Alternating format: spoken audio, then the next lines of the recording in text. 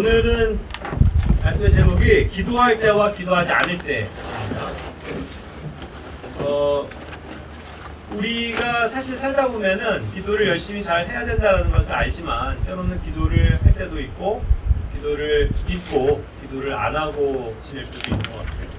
그래서 어쨌든 우리의 삶 속에 분명히 하나님께서는 말씀하시기를 기도할 때의 우리의 삶과 기도하지 않을 때가 확연히 다른 점을 말씀하고 계세요. 기도할 때는 우리가 성공적인 영적인 생활을 할 수 있지만 기도하지 않을 때는 그만큼 영적이지 못하고 육신적으로 살 확률이 높은 거죠. 그래서 우리는 오늘 또 이러한 말씀들을 한번 비교적으로 한번 생각을 해보고자 합니다. 자, 우리가 이제 기도를 할 때에 그런 어떤 상황이 우리 가운데 여러 가지 어려움이 닥치고 슬픔이 닥쳐서 그러한 상황에서 이제 기도할 때가 종종 있죠. 여기 사무엘상 1장에 나오는 그 한나가 그러했습니다. 한나는 그에게 이제 자식이 없는 거예요. 그것으로 인해서 그가 참 많이 괴롭고 힘들고 낙심하고 있는 상황이 있습니다. 그래서 그가 이제 한 해마다 이렇게 주님이 계신 곳으로 이제 올라가서 거기서 정말 자신의 마음을 토해놓고 기도하는 장면이 나오거든요. 거기서 그가 어떠한 상태로 이 기도를 드리고 있냐면 10절에 보면 혼이 쓰라린 가운데 주님께 기도했다라고 얘기해요. 혼이 쓰라리다 라고 표현하거든요. 그리고 심히 통곡하면서 울면서 기도하고 있는 것을 말씀하고 계시죠.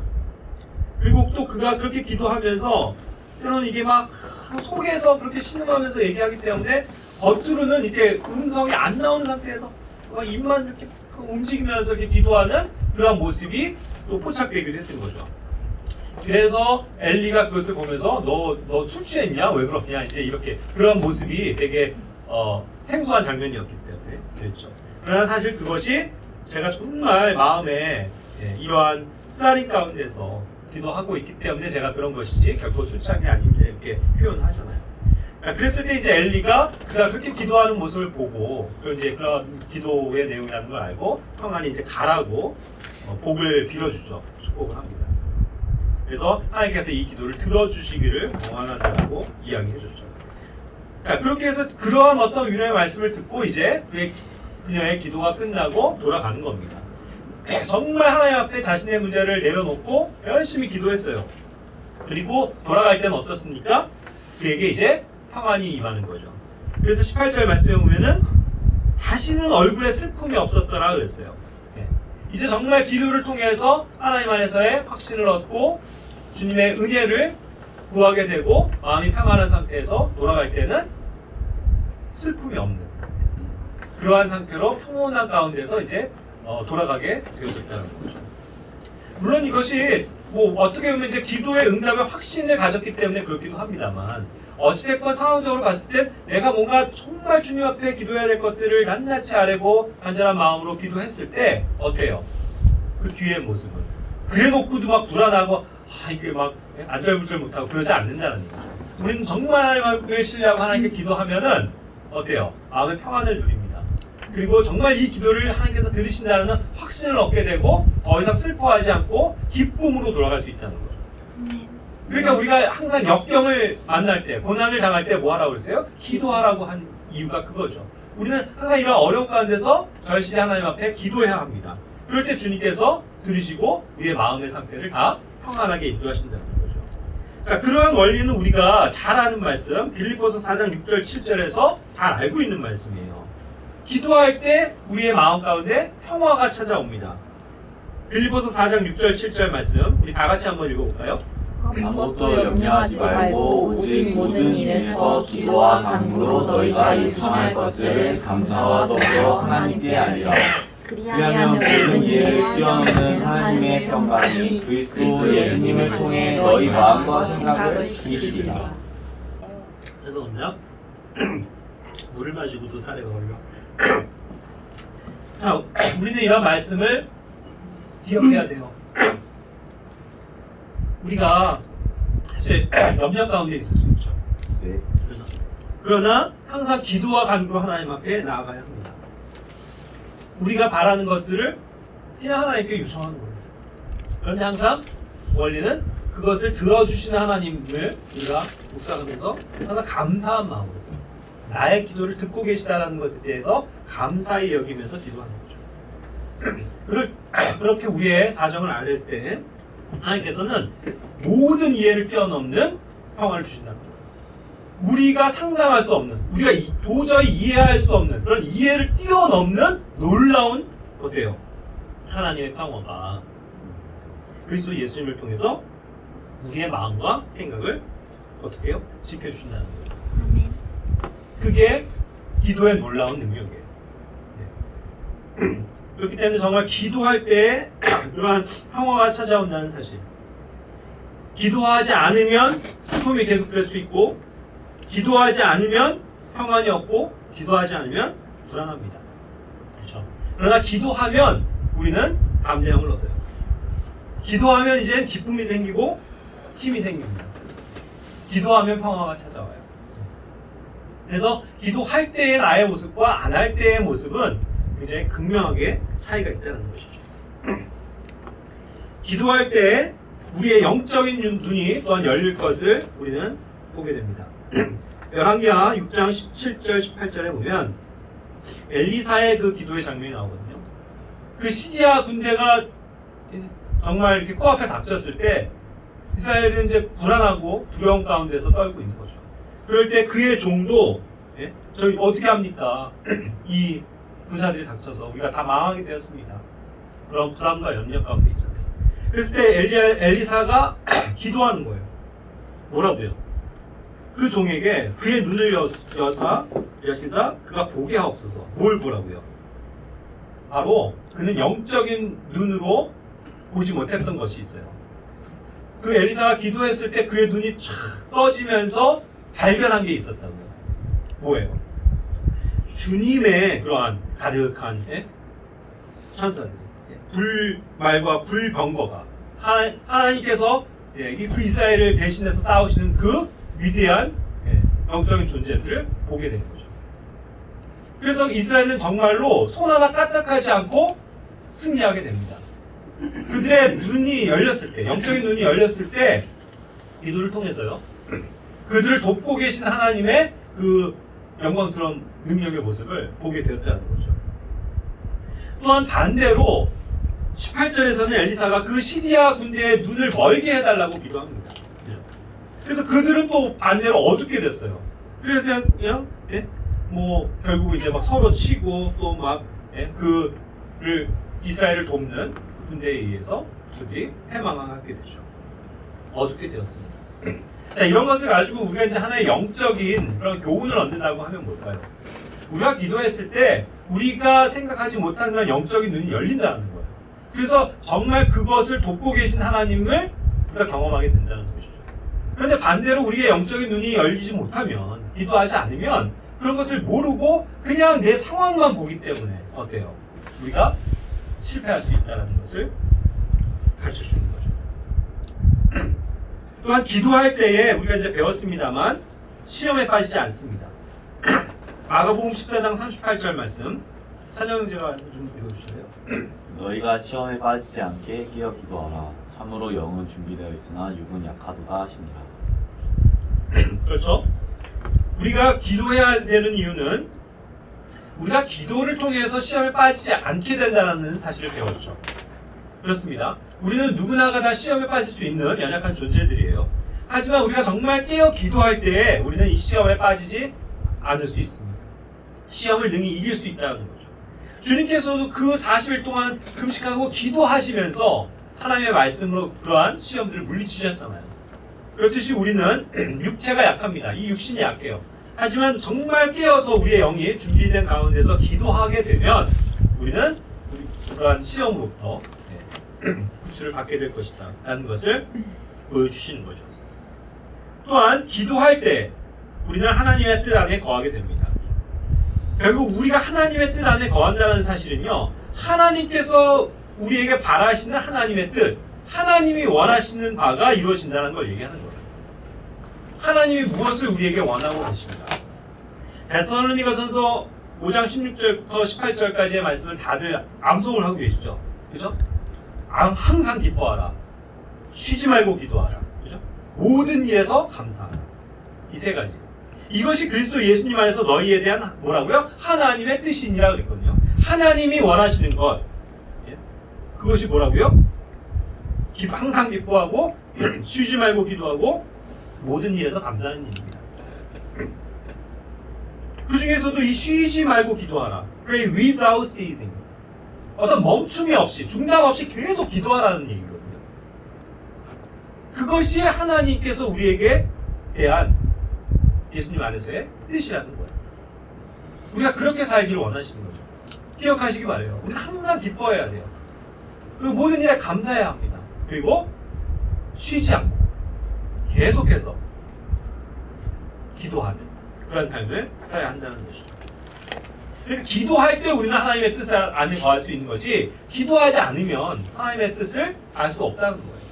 하나님의 뜻 가운데 거하지 못한다는 것이죠.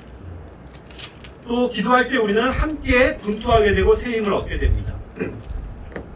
로마서 15장 40절에서도 기도 가운데 나와 함께 분투한다, 그런 표현과 나를 위해 하나님께서 기도하여 내가 유대에 있는 믿지 않는 자들로부터 구출을 받게 하며 또 예루살렘을 위하여 내가 섬기는 일을 성도들이 받아들이게 하고 내가 하나님의 뜻에 따라 기쁨으로 너희에게 가서 너희와 함께 새 힘을 얻게 하라, 이와 같이 권면을 하고 있거든요. 우리는 기도를 통해서 함께 일하는 겁니다. 그래서 바울도 이것을 함께 분투한다는 표현을 썼거든요. 우리가 영적으로 치열한 지금 싸움을 하고 있는 건데, 사탄에 대해서 그 싸움을 함께 해나가는 가장 중요한 원리는 함께 기도하는 것이에요. 그래서 그 성도들을 위해서, 더군다나 그런 현장에 있는 성도들을 위해서 뜨겁게 기도해 줌으로써 우리는 주님을 신뢰하고 또 주님이 일하실 수 있는 길을 예배하는 것입니다.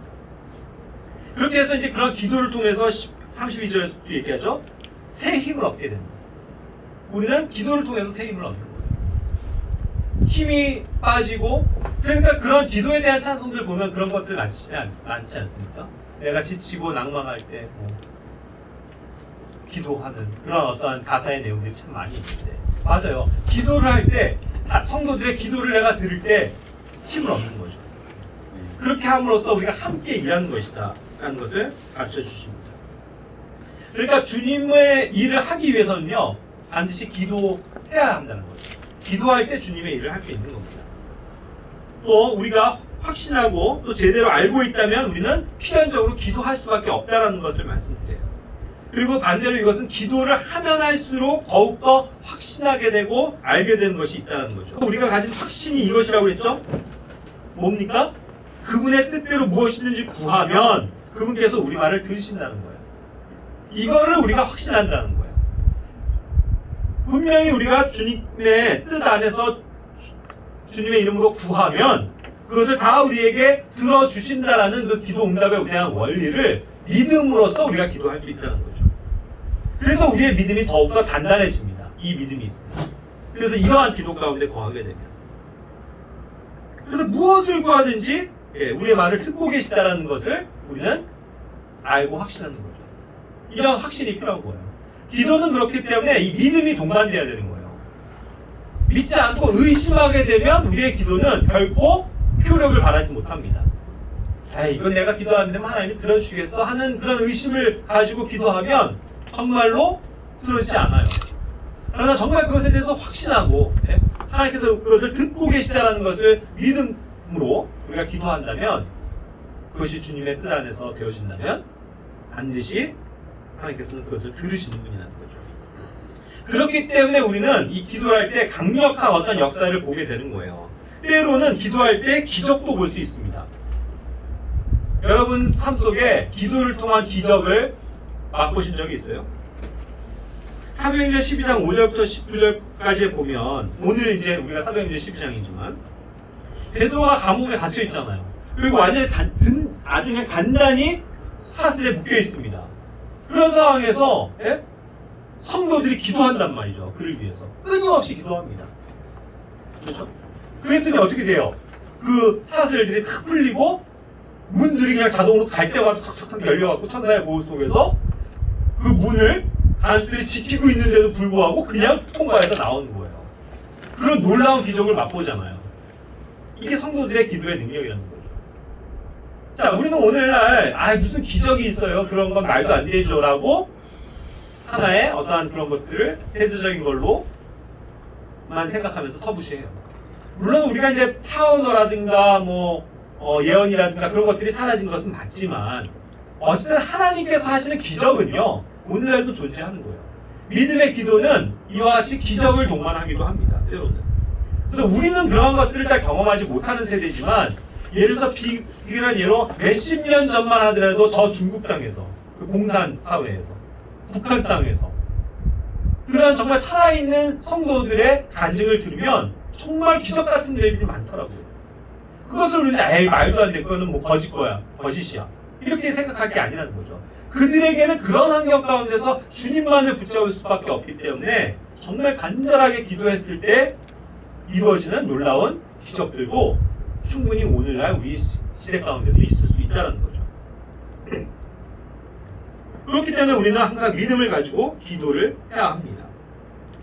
사도행전 16장 25절에서도 또 나오잖아요.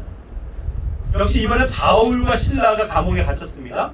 그런데 그들이 찬송하고 기도했을 때 그 복중에서 어떤 일이 생겨요? 갑자기 막 우르팡팡 지진같이 막 하면서 감옥의 문들이 열리고 막 그런 것들이 쇠사슬이 다 풀어지는 거예요. 그래서 나올 수 있었다고요. 그렇죠? 그러나 거기에서는 바울은 나오지 않고 있음으로써 그 빌립보 감옥의 간수를 또 그 가정을 구원하게 되는 놀라운 역사가 있죠. 이와 같이 하나님께 대한 신뢰와 기도는, 또 하나님을 높여드리는 그런 찬양은 위대한 능력이 있습니다. 그걸 우리는 믿어야 돼요. 오늘날 우리가 그런 것을 너무 잘 모르기 때문에, 정말 이와 같이 강력한 기도의 역사를 체험하지 못하기 때문에 기도가 그냥 하찮게 그냥 내가 바라는 거를 그냥 부탁 한번 해보지 이 정도로 그치는 것 같아요. 아니에요. 기도는 위대한 능력입니다. 엘리야가 그랬잖아요. 모세가 그랬잖아요. 엘리사가 그랬습니다. 그들이 기도했을 때 엄청난 기적들이 이루어졌거든요. 물론 기적과 이적이라는 것은 이스라엘을 위한 표적이기도 합니다만 거기서 무엇을 가르쳐 주냐는 거예요. 하나님을 절대적으로 신뢰하고 하나님의 이름으로, 주님의 이름으로 구할 때 하나님께서 들으신다는 것을 성경 전반을 통해서 보여주잖아요. 그죠?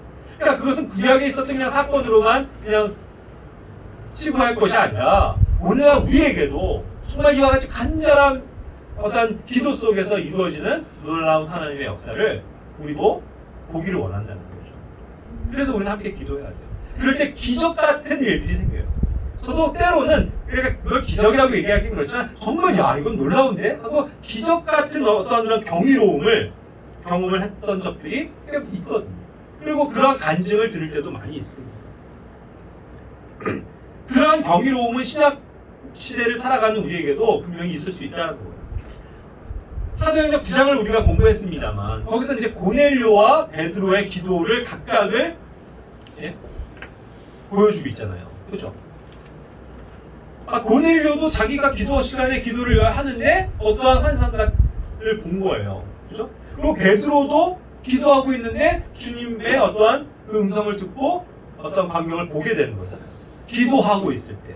그것이 동시적으로 나타나는 겁니다. 시차를 달리해서, 공간을 달리해서. 그러나 동일한 사건이었죠. 기도는 그렇게 멀리 있는 아무 상관도 없는 사람들을 이어주는 능력이에요. 그래서 그런 일들을 참 많이 보거든요. 그래서 특히 선교회 현장에서 어떤 선교사들이 정말로 그 필요를 위해서 간구합니다. 주님 앞에. 그들이 어떤 사람에게 도움을 받을 수 없어요. 그래서 막 기도하고 있을 때 저 먼 이국 땅에서 아무런 상관이 없는 그런 사람도 막 기도하고 있을 때 뭔가 자기가 어느 나라의 뭔가를 위해서 헌금을 해야 되겠다. 이런 생각이 딱 주님께서 주셔서 그걸 찾게 되고 누군가를 통해서 헌금을 하게 돼요. 그래서 그 헌금이 또 그에게 채워집니다. 마지막 그런 것들. 기도는요, 전 세계의 성도들을 이어주는 뭐예요? 위대한 네트워크예요. 우리가 보여지는 이러한 그 인터넷상의 그런 네트워크가 아니고, 기도는 전 세계에 있는 성도들을 하나로 묶고 있는 네트워크다라고 저는 말씀드리고 싶습니다. 네. 그래서 내가 기도하는 걸 저 성도가 아무 상관도 없는데 기도하면서도 감동을 받는다는 거예요. 아, 그래서 내가 저 사람을 지금 도와야 되겠다 라든가 그런 마음들을 간혹 또 주신 일들도 있거든요. 그래서 정말 하나님이 돕고 계시다는 것을 경험하게 되는 그런 신기한 사건들도 되게 많아요. 우리가 지금 그러한 간증을 좀 많이 보기를 원하는 거예요. 우리가 믿음을 가질 때 가능하다는 거예요. 그리고 기도에 깨어있을 때 하나님께서 그 일을 하신다는 거죠. 자, 아까도 얘기했지만 기도할 때 우리는 받을 수 있습니다. 무엇인가를 받기 원한다면 주님께 구하시기 바래요. 기도할 때 받는 거지 기도하지 않으면 받지 못합니다. 마태복음 21장 22절에서 너희가 믿고 기도할 때에 무엇을 구하든지 모든 것을 받으리라. 믿고 기도할 때 뭐라고요? 우리가 무엇을 구하든지 받는다. 그런 믿음을 가져야 되는 거죠. 마가복음 11장 24절에서도 너희가 기도할 때에 무엇을 원하든지 너희가 그것들을 받는 줄로 믿으라. 그리하면 너희가 그것들을 받으리라. 기도는 그래서 믿음이 필요한 영역이에요. 아, 이걸 주실까? 이거 안 주실 것 같은데. 그런 믿음을 갖지 말고 정말 전적으로 주님만을 신뢰하시라고요. 정말 주님만 믿으시라고요. 그래서 주님이 정말 원하시면, 항상 우리 전제는 그거예요. 주님이 원하시면, 주님이 뜻하시면 나에게 이걸 주실 것이다. 네. 하나님은 그런 분이세요, 아버지. 그러면서 아버지를 찾는 거예요. 그 믿음을 가지면 하나님께서 반드시 주신다는 거예요. 그죠? 그런데 이제 반대의 영역을 이제 얘기해 보겠습니다. 기도하지 않을 때 못 받는다는 거예요. 기도하지 않으면 당연히 받을 수가 없어요. 야고보서 4장 2절 3절에서도 얘기하지 않습니까? 너희가 욕심을 내도 갖지 못한다. 죽여서 갖고자 해도 얻지 못한다. 너희가 다투고 싸우고 애써도 갖지 못한다. 그건 왜요? 너희가 구하지 않기 때문이다. 구하지 않고 자기가 뭔가 해보려고 했을 때 우리는 아무것도 받을 수 없다는 거죠. 그죠? 그리고 3절에 너희가 구하여도 받지 못하면 너희의 이제 정욕에 쓰려고 잘못 구하기 때문이다. 잘못 구하기 때문에 정욕 때문에 안 들어지는 것도 있고 또 하나는 뭐냐면 애초에 구하지 않기 때문이에요. 자기가 그 문제에 대해서 정말로 하나님 앞에 엎드리고 기도하지 않기 때문입니다. 그러니까 받지 못할 수도 있죠. 그렇죠?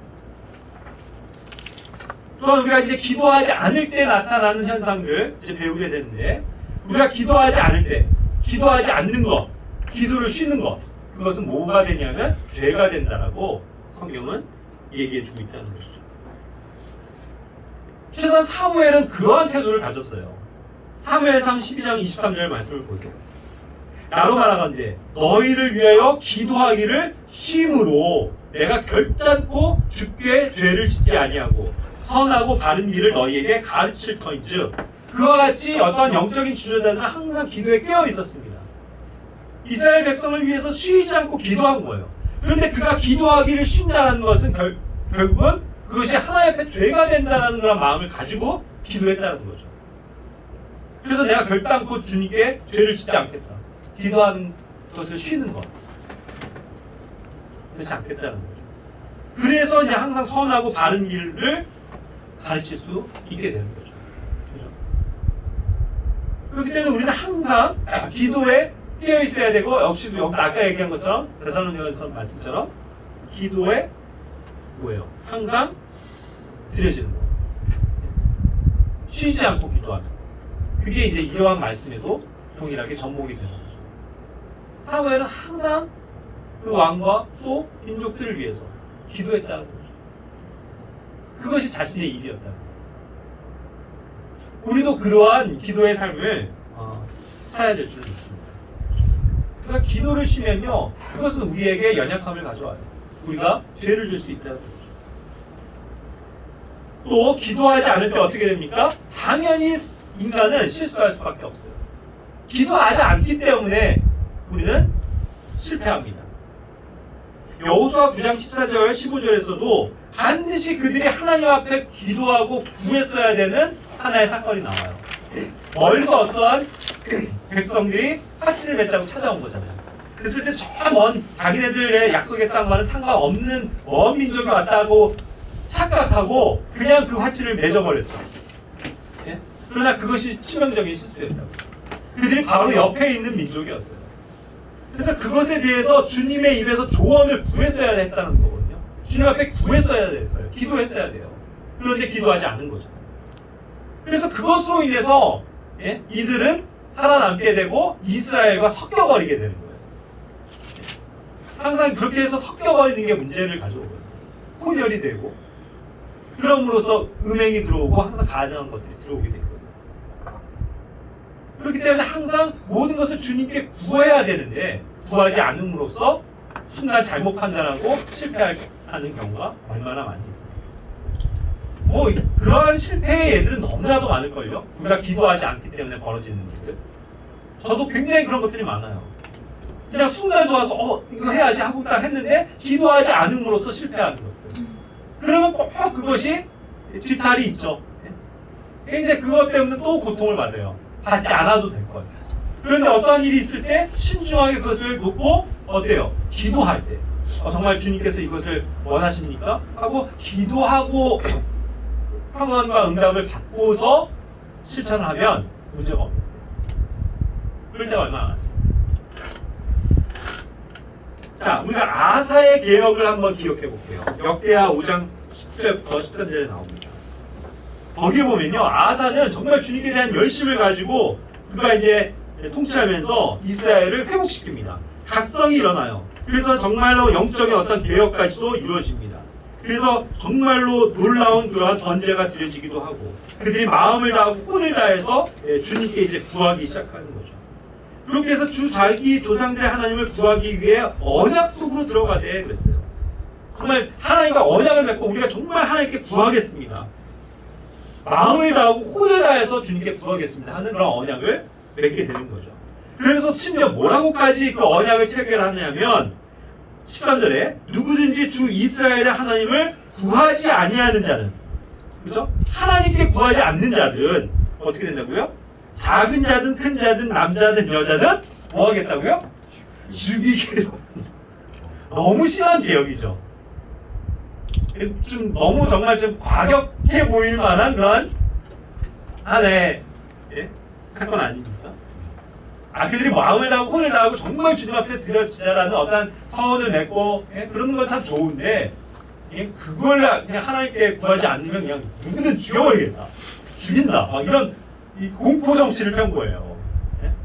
자, 그러니까 항상 그런 거는 문제가 있을 수도 있어요. 자발적으로 항상 자원하는 마음으로 하나님 앞에 나와야 되는데 이것이 어떤 법적으로 또 강압적으로 되어졌을 때는 역효과가 날 수도 있는 거죠. 그렇죠? 그러나 어쨌든 여기서 분명한 것은 그들은 그만큼의 어떤 열심을 가지고 개혁하기를 원했던 거예요. 하나님 앞에만 구해야 됩니다. 자, 그런데 그러한 이제 개혁도 결국은 그렇게 해서 그들이 하지만 성공할까요? 실패할까요? 철저한 실패로 돌아가요. 그것도 이 개혁을 한 장본인인 누구요? 아사가 실패한다고요. 바로 얼마 안 가서 아사의 통치 제39년에 아까는 15년이었으니까 꽤 시간은 걸렸죠. 나왔죠. 그래서 그동안은 잘했을 수 있어요. 하지만 항상 결말을 우리는 주의해야 되거든요. 39년에 그의 발에 병이 생겼다고요. 그래서 그 병이 심히 중하게 되었다고 그랬어요. 그래서 병이 있을 때 자, 어떻게 해야 돼요? 주님께 구해야 되죠. 그런데 여기 뭐라고 그랬어요? 주께 구하지 아니하고. 주께 구하지 아니하고 누구에게 구했다고요? 의사들에게 구했더라. 그것 자체로도 그는 실패한 거예요. 그렇죠?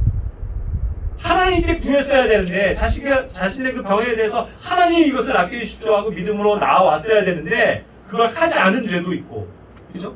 그럼으로써 인간을 신뢰해서 백방을 수소문하면서 좋다라는 약과 의사들의 처방을 받으면서 나아보려고 한 그 얄팍한 지혜도 망하게 된 거고, 그렇죠? 그러나 결정적으로 또 뭐요? 아까 몇 년 전에 십수년 전에 맺은 그 언약은 어디가 있냐고요? 구하지 않았잖아요. 그래서 하나님께 구하지 않으면 어떻게 한다고요? 죽이기로 하였더라 라는 법은 어디 갔냐고요? 그래, 근데 결국 그런 것들이 하나님께서 보실 때 참 악한 것이 되는 거예요. 지키지도 못하면서. 그리고 그것으로 인해서 그는 또 자기 올무에 빠져버린 거예요. 당연히 하나님은 그의 기도를 이제는 듣지 않으시죠. 그런 실수를 우리가 많이 하지 않을까요? 하나님 앞에 구해야 된다라고 얘기하면서도 정작 하나님 앞에 구하지 않아요. 그러면 그것이 나의 연약함이 되고 죄가 된다는 거죠. 전 이 말씀이 이제 이 말씀을 준비할 때 오늘 주제를 준비하면서 가장 찔림이 오더라고요. 그리고 정말 경각심을 갖게 됐어요. 그러네. 이거 동일한 거 아닙니까? 제가 여러분 앞에 우리 여러분 정말 우리가 믿음을 가지고 기도해야 됩니다. 하지 않으면 안 됩니다라고 선포하면서 그렇죠? 그렇게 가르쳐 놓고 내가 기도 안 하면 어떻게 되는 거예요? 그 죄는 역갑절이겠죠? 그렇죠? 그러니까 그거를 지켜야 된다고요. 여러분도 마찬가지일 거예요. 그걸 듣고 아멘이라고 받아들이면서 정작 기도하지 않는다면 그것은 우리에게 돌을 가져다 줄 것이다. 그래서 정말 이런 말씀을 경각심을 가지고 우리가 봐야만 할 것 같아요. 자, 그리고 우리는 이러한 기도할 때와 기도하지 않을 때의 모습을 보는데 오늘날은요 이 기도 때문에 받는 고난도 닥치는 시대입니다. 그렇지 않나요? 잘 생각해 보세요. 자, 다니엘서 6장 말씀을 보면 우리가 잘 아는 다니엘이 이제 그런 다리오의 칙령을 알고도 문을 열고 이제 창문을 열고 기도하잖아요. 그것으로 인해서 어떻게 돼요? 고난을 받게 되고 잡혀가게 되죠. 그렇게 해서 사자굴에 들어가게 되는 거예요. 들어갔던 어떤 위험과 위협이 존재하는 시대 가운데서 다니엘은 굽히지 않고 기도했다는 뜻이에요. 그가 기도하는 것이 그러니까 그렇게 순탄한 것이 아니었다는 겁니다. 오늘날 시대가 이와 같아요. 우리가 정말 믿음으로 나아가고 기도하는 것이 여간 어려운 게 아닙니다. 그렇게 사탄은 세상을 만들어가고 있고 세상은 그거를 자꾸 바꾸어 나가죠. 우리의 기도를 금지시킵니다. 전 이런 것들이 우리 오늘날에 사는 성도들이 정말 깨어서 그러한 바른 말씀으로 교훈을 얻어야 된다고 봐요. 뭐냐면 코로나가 있으면서 여러분 아직까지 그 코로나 방역 수칙에 보면 교회 모임 그러면서 이제 종교 모임인데 종교라고 하더라도 다 기독교에 대한 내용이에요. 예배라는 말을 쓰잖아요, 아예. 그렇죠? 그래서 뭐라고 그래요? 그냥 기독교가 기도하죠. 기도 모임 같은 기도회 같은 소모임 금지 아시죠? 정규 예배 외에 소모임 금지, 기도회 금지 이게 아직도 있다고요. 좋다. 우리가 봐주겠다. 너네 일요일에 와서 그냥 주일 예배 1시간 하는 건데 우리가 허용해줄게. 하지만 기도 모임 이런 거 하지 마. 그래서 실제로 수요일에 금요일에 기도 모임 때문에 적발이 돼갖고 고발당해갖고 폐쇄 조치 당했었던 교회들 너무 많아요. 대한민국에. 이러한 상황이라고요. 기도를 성도들이 기도하지 못하게 하는 거예요, 사탄은. 그래서 그런 것들 금지하죠. 그리고 또 뭐가 있는지 아십니까? 지금도 방역수칙에 기도와 관련돼서 기억나시는 거 있어요? 그러니까 우리가 이와 같이 문제니까요. 큰 소리로 기도 금지. 즉 교회들에서 얘기하는 바로는 통성기도라고 그러죠. 다 같이 막 성도들이 막 큰 소리로 기도하잖아요. 일반 교회에서. 큰 소리로 기도 금지예요. 여전히. 그리고 성가대 금지죠. 큰 소리로 찬양하는 거 금지. 그렇게 해서 성도들이 찬양하는 거, 마음 놓고 찬양하는 거, 마스크 써도 안 돼요. 큰 소리로 안 된다는 거예요. 지금 마스크 쓰지 말고 큰 소리로 하지 말기가 아니고 마스크 써도 큰 소리로는 기도 금지, 찬양 금지라고요. 법이 이래요. 그러한 상태에서 얼마나 우리는 답답함을 느낍니까? 그런 상태에서 살고 있다. 그런데도 우리 교회가 깨어나질 못하고 그냥 그런 거 잘 지켜야죠 하면서 조용하게 있어야 됩니까? 물론 참 이 통성기도 큰 소리로 기도한다는 거는 우리 교회 같은 경우는 참 경험하기 힘들어요. 그리고 이것은 대다수 독립침례교회들에서는 볼 수가 없는 일입니다. 통성기도를 굉장히 터부시하기 때문에 질서가 없다고 생각하고 뭐 그렇게 막 큰 소리로 기도하면 하냐, 조용히 기도하면 되지, 젠틀하게. 그래서 한 명씩 조용하게 기도하면 된다, 이 생각을 갖거든요. 물론 어떤 질서와 그런 걸 따르는 거 좋습니다. 하지만 저는 정말 우리가 오늘날은 정말 하나님 앞에 그냥 부르짖고 간구해야 되는 그러한 시대가 아닌가요? 오히려 우리의 기도에 그냥 정말 큰 소리로 터져 나와야 될 시점이에요. 그런데 사탄은 그걸 못하게 해요. 그렇죠? 그런데 그런 것들을 순응하면서 조용히 그냥 집에서 혼자들 기도하세요 라는 것으로 기도 모임도 약화되고 한국 교회가 그런 것을 통해서 기도의 그 소리가 자꾸 볼륨이 작아지고 있다면 주님께서 기뻐하시는 걸까요? 전 그래서 사탄은 이런 걸 가지고도 성도들의 기도를 약화시키고 있고 막고 있다는 생각이 들어요. 그러니까 우리는 오히려 큰 소리로 기도해야 됩니다. 제가 저번에도 배운 것처럼 간구, 정말 무릎 꿇고 기도해야 돼요. 그러니까 정말 마음을 다해서, 온 마음을 다해서, 혼을 다해서 하나님의 이름을 찾고 부르고 구하는 우리의 목소리가 사실 더 커져야 되는 시점에 살고 있다. 그렇지 않습니까? 그래서 마라나타 주 예수여 속히 오시옵소서 하는 그러한 기도가 사실은 터져 나와야 되는 시대 가운데 살고 있어요. 그런데 우리는 너무나도 평안한 상태에서, 평온한 상태에서 조용히 입 다물고 있다는 걸 강조해주죠. 다음에 기도를 한번 보시기 바랍니다. 이건 북한 지하교회 성도들의 정말 살아있는 기도의 육성입니다. 이거 그 유명한 모퉁이돌 선교회에서 제공해줬었던 영상이거든요. 한 할머니의 북한에 있는 한 할머니 성도의 눈물어니 기도예요. 이불을 뒤집었어요.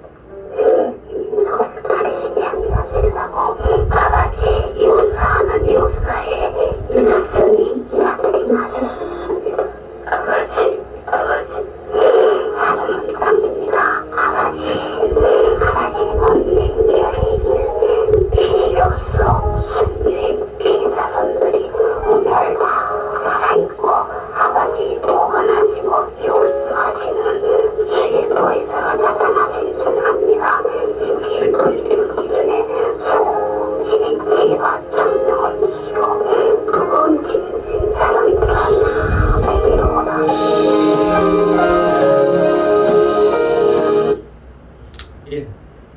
이와 같이 숨죽이면서 이불을 뒤집어 쓴 채 기도하는 이 북한 성도들의 절절한 기도. 그거를 육성을 담은 거예요. 기독적으로. 이게 기록입니다. 어때요? 그 북한에서 정말 목소리를 높여서 기도하지 못하는 그런 환경 가운데서 이불을 뒤집어 쓴 채 조용히 기도하지만 이것이 우리의 기도보다 더 큰 울림 아닙니까? 더 큰 목소리 아니에요. 그런데 우리나라는 자유로운 세상에 살면서도 하나님 앞에 정말 마음을 내어놓고 기도하지 못해요. 그러한 어떤 간절함이 없습니다. 그것이 오히려 더 문제다. 그래서 기도는 정말 하나님께서 받으시는 경배의 그런 선물이라는 것을 기억하시길 바랍니다. 요한계시록 5장 8절부터 3절, 8장 3절, 4절 말씀 해보면 성도들의 기도를 뭐라고 표현합니까? 향기라고 그러거든요. 향. 하나님께서 기뻐 받으시는 그러한 헌물의 향기예요. 그것을 성도들의 기도와 함께 드린다라고 얘기합니다. 성도들의 기도와 함께 피어나는 향의 연기가 그랬거든요. 그 하나님께서 기뻐서 이렇게 흠양하신다라고 그러죠. 그 냄새를. 내 냄새 너무 좋구나 하고 들으시는 그 기도, 성도들의 기도에 그게 하나님 앞에 올라가는. 우리는 그러한 기도를 드려야 할 줄 믿습니다. 그래서 우리가 정말 기도할 때에 우리가 살아있음을 느끼게 돼요. 찬양도 그렇고 찬양하고 기도할 때에 우리가 정말 생명을 얻는 것 같다고요. 그렇죠? 그런데 오늘날 그런 것들을 못하게 하는 그러한 시대 속에서 우리가 오히려 더 마음에 정말 간절함을 가지고 하나님 앞에 나아가고 기도로서 하나님을 찬양하고 그런 것들이 우리의 삶 속에 풍성해지기를 바랍니다.